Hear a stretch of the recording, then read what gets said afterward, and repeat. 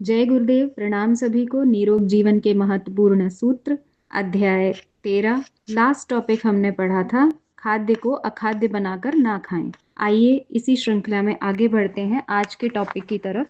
स्वस्थ रहना हो तो खाना पकाने के ढर्रे को बदलें। स्वस्थ एवं निरोग रहने के लिए पोषक आहार की महत्ता बताई जाती है। यह उचित भी है, पर इससे भी महत्वपूर्ण बात यह है कि मनुष्य के खाने एवं पकाने की शैली क्या हो। पोषक आहार जुटाने के लिए अधिकांश व्यक्ति अपनी अपनी स्थिति के अनुरूप प्रयत्न करते हैं, पर अधिकांश उस तथ्य की उपेक्षा कर जाते हैं कि स्वास्थ्य एवं आरोग्य का सीधा संबंध मनुष्य के खाने एवं पकाने की विधि से है। यह सामान्य किंतु अति महत्वपूर्ण एक ऐसा सिद्धांत है जिस पर स्वास्थ्य की जड़ें अवलंबित हैं।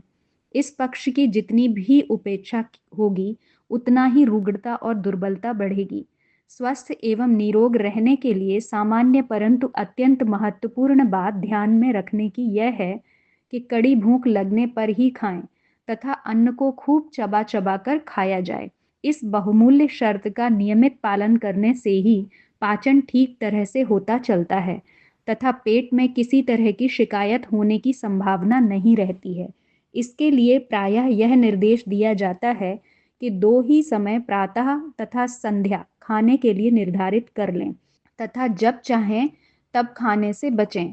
बार बार मुंह चलाने तथा पेट में खाद्य पदार्थों को अनियंत्रित रूप से पहुंचाते रहने से भोजन ठीक तरह से कभी पच नहीं पाता। इसका वही हाल होता है जैसे चूल्हे पर आप किसी पदार्थ को पकाने लगें तथा थोड़े थोड़े देर पर उसमें विभिन्न तरह के पदार्थ डालते जाएं। स्पष्ट है कि कोई भी पदार्थ ठीक तरह से पच नहीं पाएगा तथा सब गुड़ गोबर हो जाएगा। साथ ही भोज्य पदार्थों को सही रूप में चबाने तथा उसमें पाचन रस की उपयुक्त मात्रा समाविष्ट करने का काम दांतों का ही है। यदि उसका उपयोग न किया गया और जल्दी जल्दी में भोजन को पेट की भट्टी में झोंक दिया तो इसका परिणाम अपच, दस्त तथा गैस उत्पत्ति के रूप में अनुभव किया जा सकता है। खाने के साथ साथ पकाने की गलत विधि से भी खाद्य पदार्थों के अधिकांश पोषक तत्व नष्ट हो जाते हैं।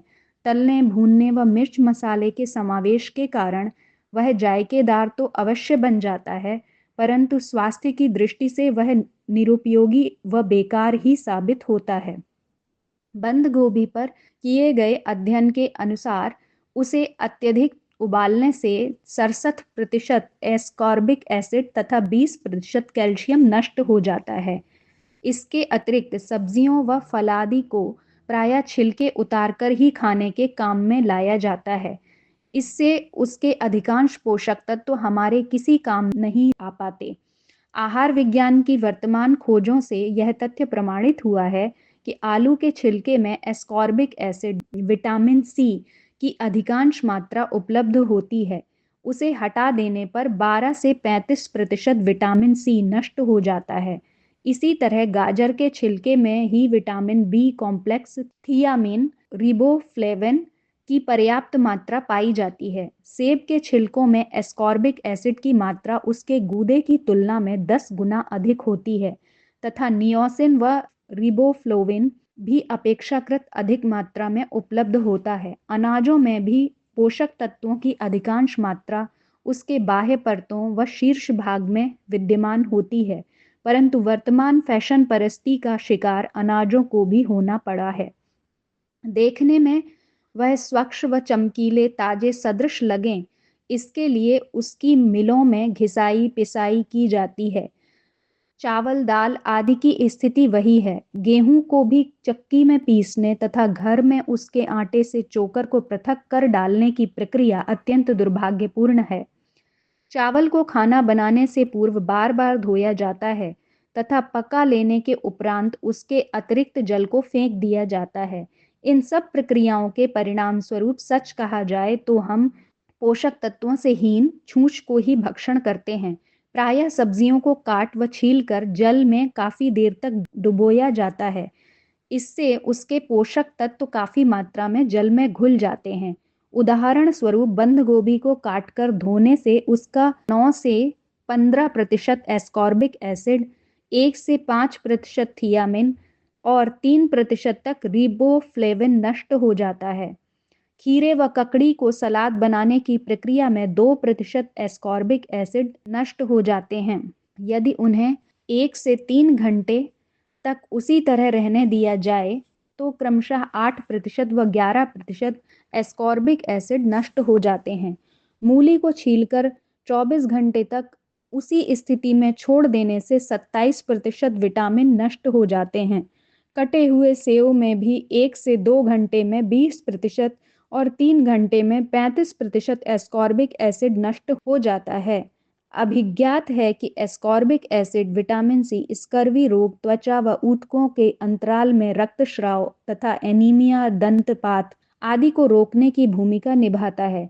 यह प्रायः ताजे फलों व सब्जियों में उपलब्ध होता है तथा प्रत्येक व्यक्ति के लिए 70 मिलीग्राम प्रतिदिन की मात्रा में आवश्यक होता है। यह खुली हवा में ऑक्सीजन से प्रतिक्रिया करके नष्ट हो जाता है। वैसे पूर्ण रूप में चयापचय प्रक्रिया को सुव्यवस्थित करने, कोलेजन, स्वस्थ त्वचा, अस्थि सहायक ऊतक के निर्माण तथा जख्म उपचार में सहायक प्रोटीन को संश्लेषित करने, रक्त नलिका की संरचनात्मक सामर्थ्य को कायम रखने, कुछ एक अमीनो एसिड के चयापचय तथा संक्रमण से रक्षा करने का कार्य संपादित करता है। खाद्य पदार्थों में पोषक तत्वों को बचाने के लिए उसे अधिक उबालने, तलने, भूनने की बजाय प्रेशर कुकर अथवा भाप से खाना पकाने की विधि अपनानी चाहिए। देखा गया है कि बंद गोभी को प्रेशर कुकर में पकाने पर उसमें 61% एस्कॉर्बिक एसिड बची रह जाती है। इसी प्रकार भाप में पकाई हुई बंद गोभी में 67% एस्कॉर्बिक एसिड, 88% थियामिन और 100% रिबोफ्लेविन पाया जाता है। जबकि सामान्य रूप में उबाली गई बंद गोभी में यह मात्रा क्रमशः 43% तथा 50% ही होती है। ध्यान यह भी रखना चाहिए कि खाना कम तापमान पर पकाया जाए, कम समय में उसे तैयार किया जाए तथा कम चौड़े बर्तन में उसे पकाया जाए। प्राचीन समय में व्यंजनों को रंगयुक्त बनाने के लिए केसर, धनिया व अन्य वनस्पतियों को प्रयुक्त किया जाता था, परंतु आज इसका स्थान कृत्रिम रंगों ने ले लिया है। इस समय विश्व में 65 कृत्रिम रंगों का प्रयोग हो रहा है। भारत में ही 13 कृत्रिम रंगों का आम प्रचलन है। आश्चर्य तो इस बात का है कि इन रंगों के खतरनाक साबित हो जाने के बावजूद इसका प्रयोग बढ़ता जा रहा है। परिणाम स्वरूप अनेकानेक रोग उत्पन्न होते पाए जा रहे हैं, जैसे प्रजनन अंग, पेट व जिगर का क्षतिग्रस्त होना, शरीर का विकास रुकना, खून में लाल कणों की कमी, जिगर पर छाले पड़ना आदि। बुद्धिमानी इसी में है कि हम इन अनुपयुक्त व अप्राकृतिक पदार्थों का सेवन न करें।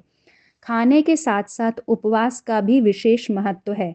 इससे शरीर रूपी मशीन को थोड़ा विश्राम करने का अवसर मिलता है तथा उसी अवधि में उसकी धुलाई सफाई भी हो जाती है।